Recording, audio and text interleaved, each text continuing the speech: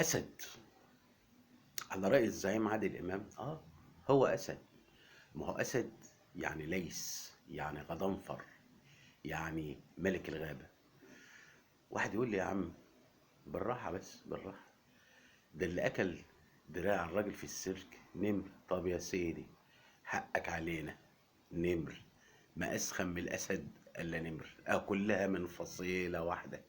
بالله عليكم، حد يشغل الأسد أو النمر في السيرك وهو أصلا ما أكلش؟ ده الواحد بيخاف يقرب من الأسد وهو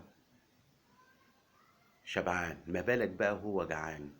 ده إذا كان أكل دراع الحارس بتاعه، أمال هيعمل إيه بقى في الناس اللي بتتفرج؟